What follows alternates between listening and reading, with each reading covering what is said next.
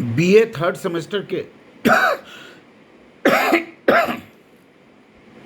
विद्यार्थियों,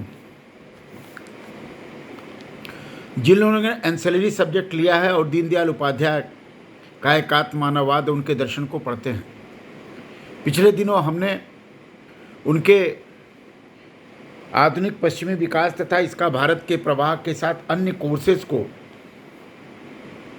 मैंने वीडियो के माध्यम से आपके सामने प्रस्तुत किया था। आज मैं उसी क्रम को आगे बढ़ाता हूं।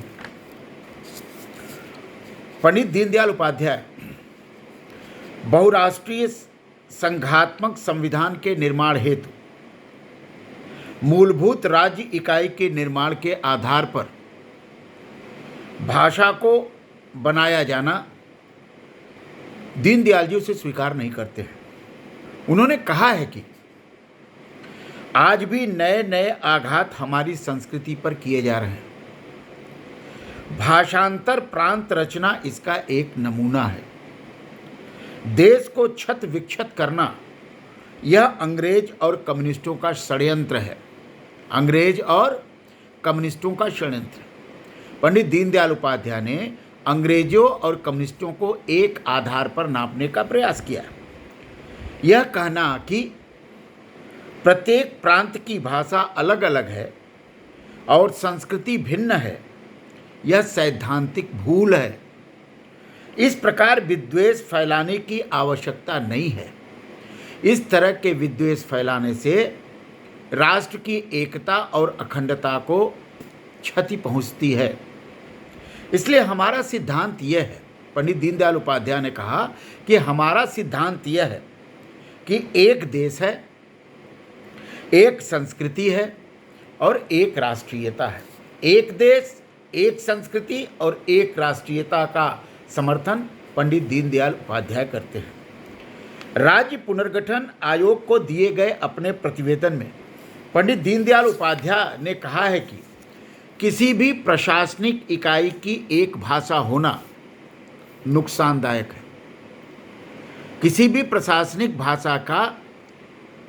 प्रशासनिक इकाई की एक भाषा होना नुकसानदायक नहीं है। हम एक भाषी व द्विभाषी राज्य की कल्पना को, एक भाषी और द्विभाषी राज्य की कल्पना को अपना मूलभूत और एकमात्र आधार नहीं मान सकते। कालीकट अधिवेशन के अपने ऐतिहासिक अध्यक्षीय भाषण में भी उन्होंने अपना यही मत दोहराया। भाषा का प्रशासन में, विशेषकर प्रजातंत्रीय प्रशासन में महत्वपूर्ण स्थान है। इसलिए सामान्यतः भाषाई सीमा ही प्रदेशों की सीमाएं बन गई हैं। परंतु कुछ लोग भाषा का इतना अतिरेकी व एकात्मक विचार करते हैं कि उससे उपराष्ट्रवाद की बू आने लगती है। जनसंघ उसे उचित नहीं समझता। उपराष्ट्रवादी भावना का पंडित दीनदयाल उपाध्याय विरोध करते हैं। संघात्मक संविधान की एक अच्छाई मानी जाती है कि उसमें राजनीतिक शक्तियों का विकेंद्रीकरण होता है। वे विकेंद्रीकरण के समर्थक थे। लेकिन उपाध्याय जी महसूस करते हैं कि भारतीय संघ की प्रवृत्ति इसके प्रतिकूल है। वे लिखते हैं कि अंग्रेजों द्वारा दर्शित संघीय शासन पद्धति का मार्गानुसरण करने की इच्छा से प्रांतों को अधिकाधिक स्वायत्तता देकर केंद्र के जिम्मे केवल 4 विषय, वैदेशिक नीति, यातायात, अर्थ एवं रक्षा, छोड़ने वाली संविधान सभा केंद्र को अधिकाधिक अधिकार देती चली आ रही हैं।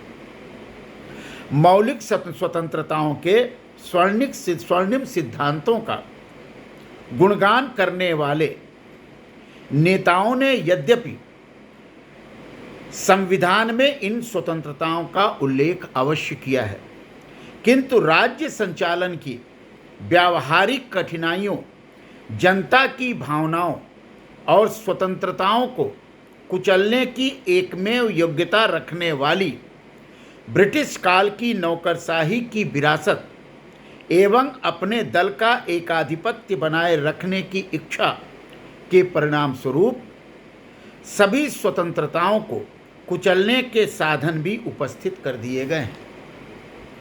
इन उद्धरणों में पंडित दीनदयाल उपाध्याय का संकेत प्रशासनिक तौर पर ग्राम स्वराज्य व पंचायती जनराज्य की उपेक्षा कर इंडियन सिविल सर्विसेज की बहाली की ओर है।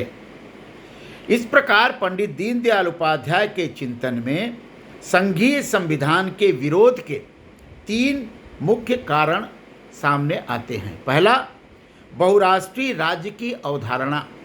दूसरा, भाषा की उपराष्ट्रवादी अवधारणा।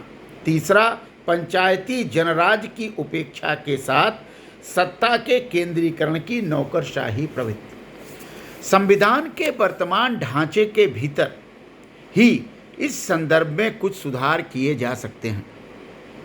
इस हेतु राज्य पुनर्गठन आयोग के प्रतिवेदन के बाद जनसंघ के एक प्रस्ताव में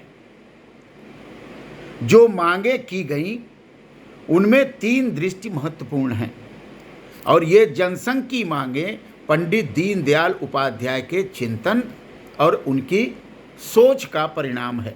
पहला, संघ सरकार के स्थान पर केंद्र सरकार तथा राज्य के स्थान पर प्रदेश शब्दों का उपयोग हो। दूसरा, समवर्ती सूची को केंद्रीय सूची में मिला दिया जाए।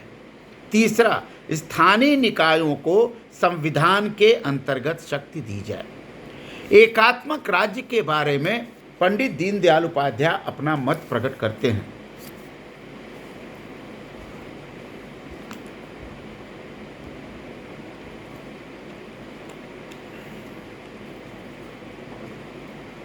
पंडित दीनदयाल उपाध्याय द्वारा संघवाद का विरोध व एकात्मवाद का समर्थन राजनीति विज्ञान की तत्संबंधित स्थापित मान्यताओं के आधार पर प्रतिपादित नहीं हुआ है।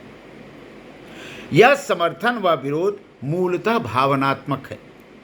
तर्कतः राजनीतिक सत्ता के विकेंद्रीकरण व भारतीय समाज की मूल प्रशासनिक इकाई जनपद व पंचायत के पुनः स्थापन के समर्थन में उनके द्वारा एकात्मक राज्य का प्रतिपादन हुआ है। राजनीति विज्ञान की स्थापित मान्यताओं के अनुसार तो संघीय सरकार सत्ता के विकेंद्रीकरण व एकात्मक सरकार सत्ता के केंद्रीकरण की प्रतीत होती है, लेकिन पंडित दीनदयाल उपाध्याय का प्रतिपादन इन मान्यताओं के एकदम विपरीत अपनी भिन्न विवेचना प्रस्तुत करता है।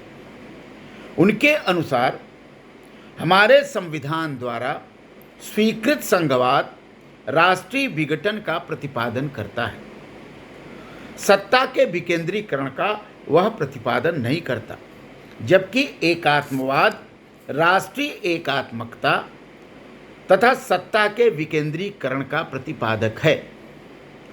अपनी एकात्मक शासन की कल्पना को स्पष्ट करते हुए सिद्धांत और नीति प्रलेख में वे लिखते हैं, एक देश, एक जन और एक संस्कृति के आधार पर राष्ट्रीय एकात्मकता के लिए पोषक और उसकी अभिव्यक्ति का सफल उपकरण एकात्मक राज्य संविधान ही हो सकता है। संघात्मक संविधान की कल्पना राष्ट्रीय एकता के मार्ग में बाधक है। भारत की राज्य व्यवस्था तथा लोक जीवन के विकास में जनपदों का महत्वपूर्ण स्थान रहा है। अतः वर्तमान प्रदेशों का ऐतिहासिक एवं लोक व्यवहार के आधार पर जनपदों में परिसीमन होना चाहिए। वहाँ निर्वाचित जनपद सभाओं को शासन के अधिकार होने चाहिए। जनपद के अंतर्गत जिले, विकासखंड और पंचायतें बनाई जाएं। संपूर्ण देश के लिए विधान बनाने का अधिकार संसद को हो। जनपद सभाओं को क्षेत्रीय आवश्यकता के अनुसार उपविधियों के निर्माण का तथा विधान विशेष के लिए संसद को अभिस्तावत करने का अधिकार हो। संवैधानिक राज्यपालों के स्थान पर विभिन्न जनपदों के कार्यों को समन्वित करने के लिए प्रदेशीय अथवा क्षेत्रीय आधार पर प्रशासक नियुक्त होने चाहिए। विभिन्न निकायों के बीच शक्ति और साधन स्रोतों का इस प्रकार विभाजन किया जाए कि प्रत्येक आत्मनिर्भर होकर उत्तरदायी स्वायत्तता का उपभोग कर सकें। बंबई के अपने प्रसिद्ध भाषण में व्याख्यायित करते हुए पंडित दीनदयाल उपाध्याय कहते हैं कि एकात्मक राज्य का अर्थ अत्यंत स्वेच्छाचारी राज्य नहीं है और न उसका अर्थ यह है कि प्रांत समाप्त कर दिए जाएं। प्रांतों का अधिकार रह सकता है, रहेगा, किंतु प्रांतों के नीचे भी जो और बाकी संस्थाएं हैं जैसे कि जनपद है, उनको भी अधिकार रहेंगे। इस प्रकार पंचायतों को अधिकार चाहिए। हमारी परंपरा में पंचायतों का बहुत ऊंचा स्थान है। पंचायतों को कोई नष्ट नहीं कर सकता था, किंतु आज हमारी इन पंचायतों का स्थान हमारे संविधान में नहीं है। पंचायतों की कोई अपनी सत्ता नहीं है। पंचायतों तो केवल प्रदत्त सत्ता के नाते और राज्य सरकारों की कृपा से पैदा होते हैं।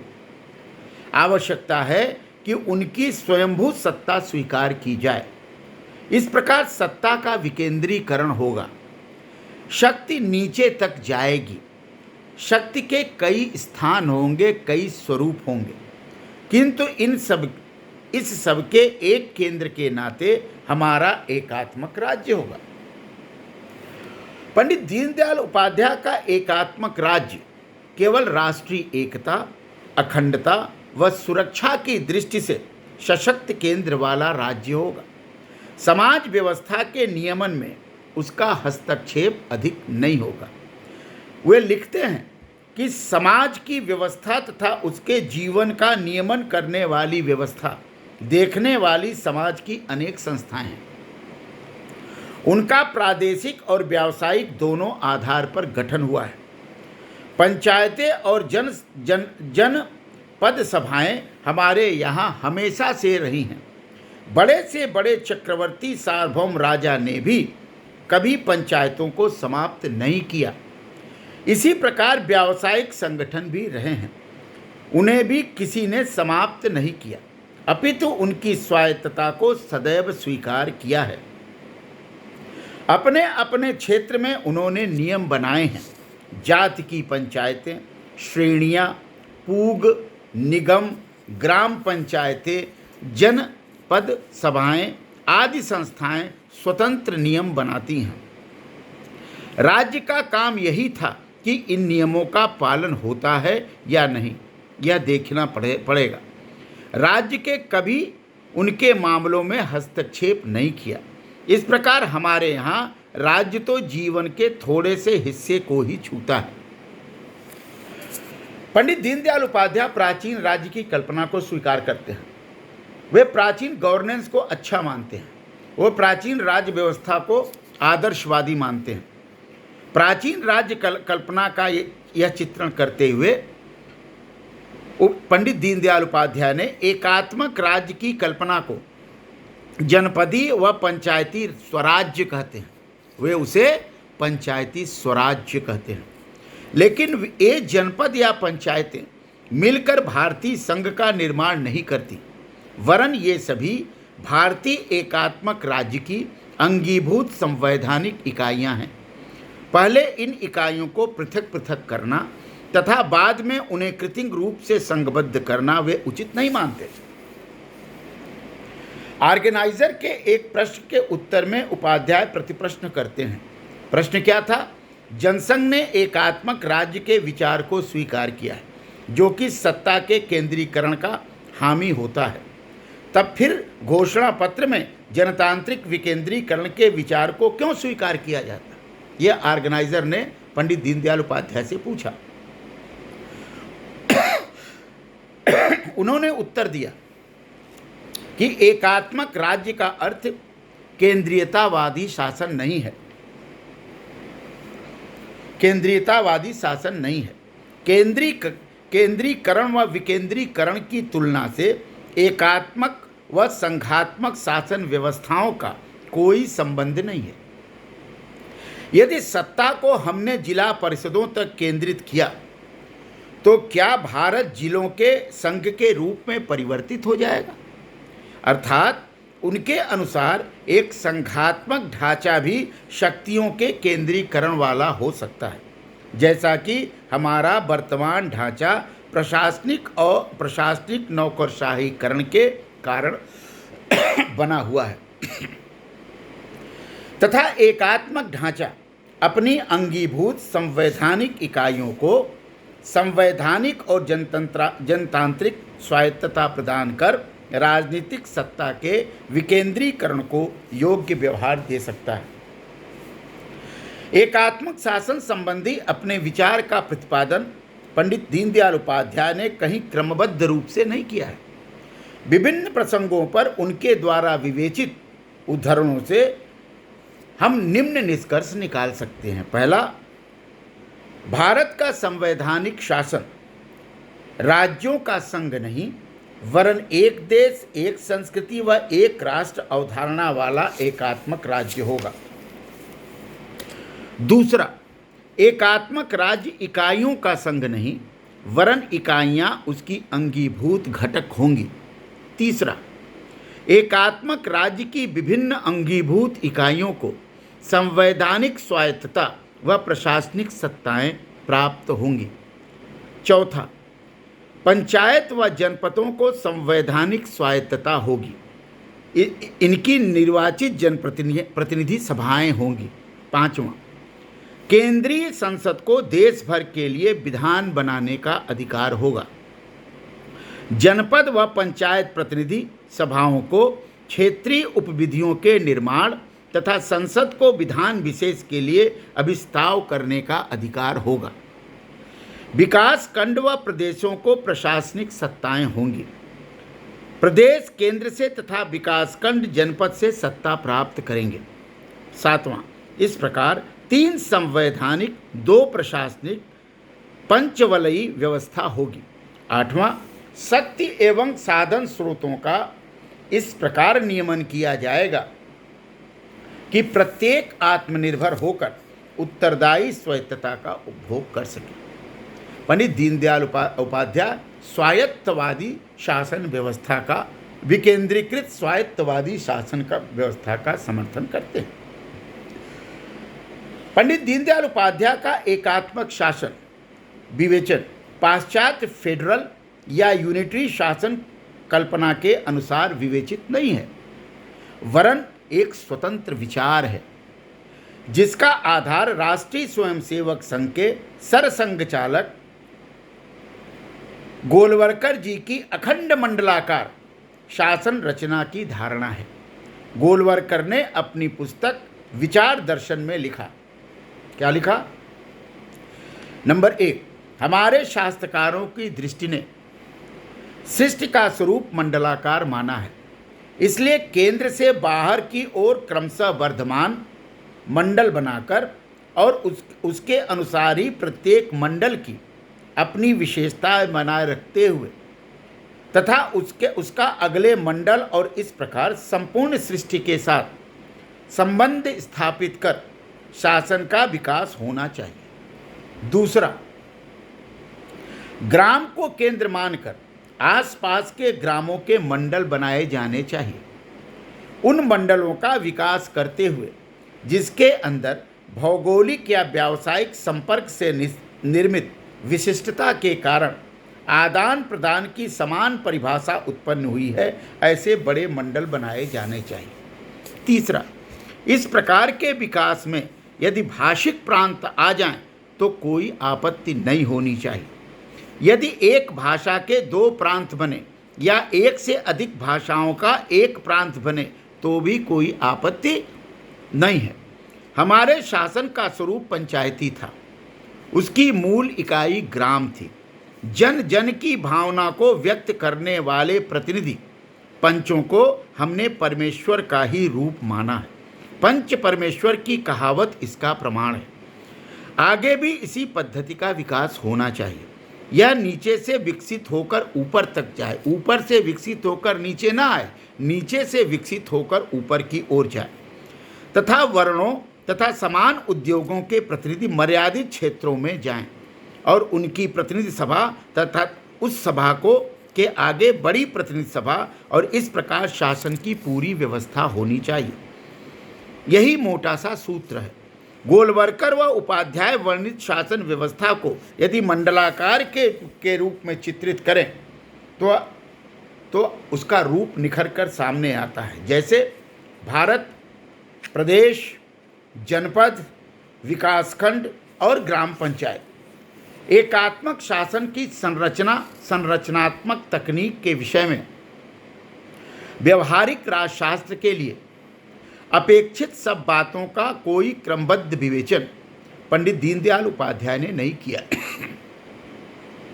उन्होंने संघात्मक व एकात्मक शासन की मान्य अवधारणाओं के प्रकाश में स्थापित संरचनाओं का खंडन मंडन नहीं किया। अपनी स्वतंत्र भावभूमि एवं राष्ट्रीय परिवेश में उन्होंने अपने विचार प्रस्तुत किए। यह कटु सत्य को उजागर किया जिसकी वास्तव में उपेक्षा हो गई थी। संघात्मक एकात्मक बने बनाए ढांचों में से एक को चुनना या दोनों का कुछ कुछ लेकर ढांचा बनाने के प्रयत्न के कारण भारतीय स्थानीय स्वशासन की स्वयंभू इकाई ग्राम पंचायत की उपेक्षा हुई। इस तथ्य का वर्णन जयप्रकाश नारायण ने अपनी प्रसिद्ध पुस्तक विचार यात्रा में किया है। जयप्रकाश नारायण लिखते हैं कि स्वराज्य के बाद हमारे देश की गाड़ी विपरीत दिशा में कैसे मुड़ गई, इसके कारण तलाशने की आवश्यकता है। गांधी जी चाहते थे कि भारतीय राज्य की इमारत ग्राम स्वराज्य की बुनियाद पर खड़ी की जाए, किंतु स्वतंत्र भारत का संविधान बनाते समय हमने कहीं अमेरिका की नकल की, कहीं इंग्लैंड के संविधान के अंश ज्यों को त्यों ले लिए और कहीं दूसरे की कल्पना के चीथड़े जोड़ करके अपने संविधान की गुदड़ी तैयार कर ली। यह जयप्रकाश नारायण का कहना है। उन्होंने एक उदाहरण दिया। जब संविधान का संपूर्ण मसौदा तैयार हो गया तब किसी ने श्री संस्थानम या श्री प्रकाशम ने ध्यान खींचा कि गांधी जी ने ग्राम स्वराज की कल्पना को स्वराज्य के ढांचे की बुनियाद माना है, किंतु हमारा संविधान तो इसके सर्वदा विपरीत बन गया है। उन्होंने संविधान सभा में के अध्यक्ष डॉक्टर राजेंद्र प्रसाद से बात की। डॉक्टर राजेंद्र प्रसाद को धक्का लगा। उन्होंने तुरंत संविधान सभा के कानून निष्णात डॉक्टर राव को बुलवाया और उनके सामने यह बात रखा। डॉक्टर राव ने कहा कि अब यदि हम ग्राम स्वराज्य की बुनियाद बनाकर यह संविधान सुधारने बैठेंगे तो उसका सारा स्वरूप ही बदल जाएगा। नेहरू और सरदार के कानों तक भी बात पहुंची। उन्हें लगा कि अब संविधान को सुधारने में बहुत वक्त लग जाएगा। इस संबंध में कुछ आवेशपूर्ण चर्चाएं भी हुई, परंतु इन सबसे अंत में मात्र इतना ही निष्कर्ष निकला कि संविधान में एक धारा बढ़ी जिसमें राज्यों को निर्देश दिया गया कि संविधान के मूल मार्गदर्शन सिद्धांतों को ध्यान में रखकर ग्राम पंचायत को स्वायत्त शासन की इकाई माना जाए। राष्ट्रीय क्रांति के केंद्र के रूप में गांधी के इस राजनीतिक विचार को हमारे संविधान में मात्र इतना ही स्थान मिल सका।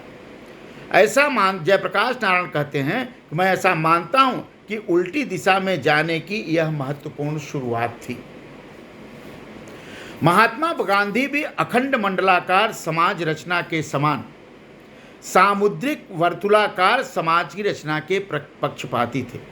उपराष्ट्रीयताओं के विघटनकारी खतरे तथा जनतंत्र की मूल इकाई ग्राम पंचायत की उपेक्षा के समाधान में उपाध्याय जी ने अपने एकात्म शासन को व्याख्यायित करने का प्रयास किया।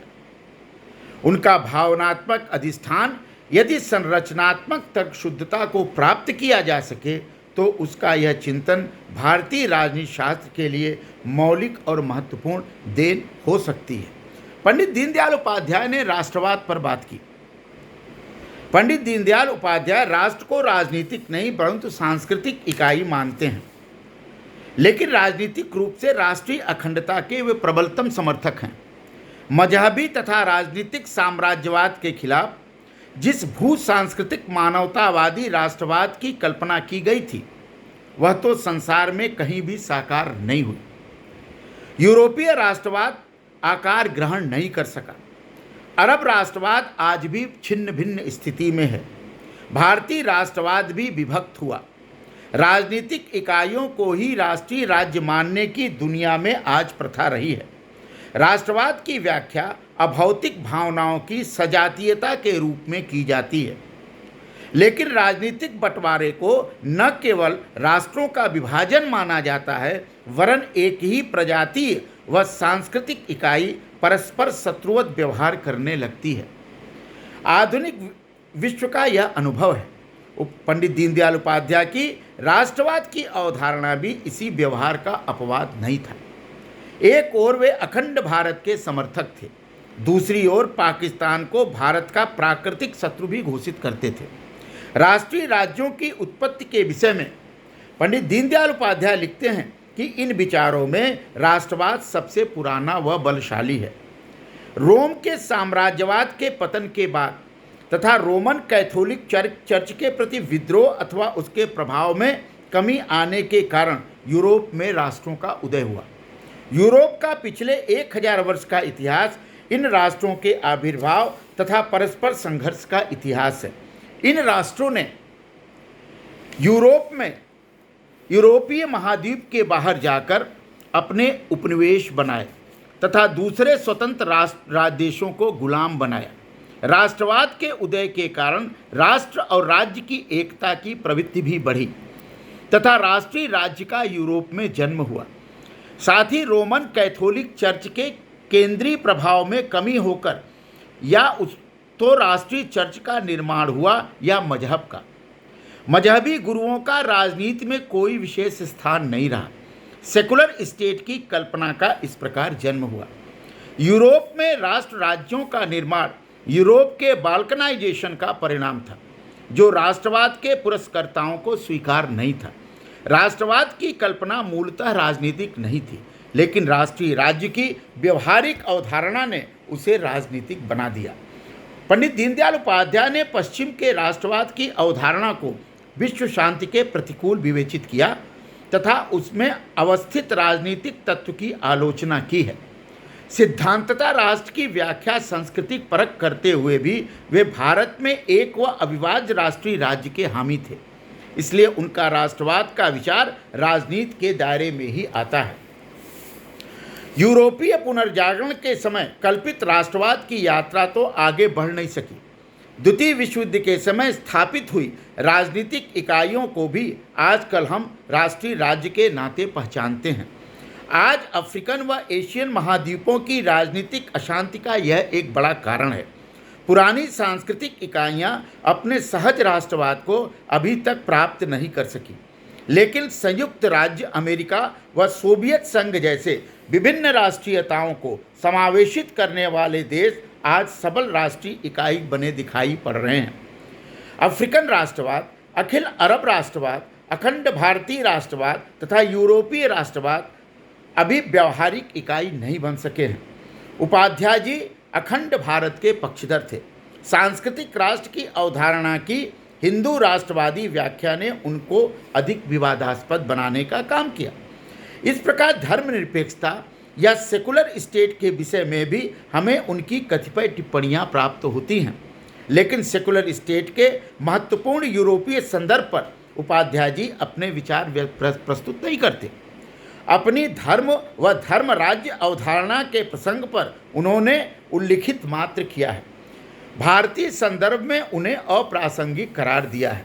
शायद सेकुलर स्टेट के पश्चात आंदोलन का इतना चलता सा विवेचन राजनीतिक विश्लेषण के संदर्भ में न्याय संगत नहीं है। दीनदयाल उपाध्याय ने अपने राजनीतिक विचारों के प्रतिपादन में विभिन्न राजशास्त्रीय विषयों का संदर्भगत विश्लेषण किया है, क्रमबद्ध विवेचन नहीं किया है। मूलतः दार्शनिक वृत्ति एवं विचारक प्रवृत्ति होते हुए भी दी उपाध्याय एक राजनीतिक दल के व्यवहारिक संगठनकर्ता थे। अतः क्रमबद्ध विवेचन कभी उनकी प्राथमिकता नहीं थी।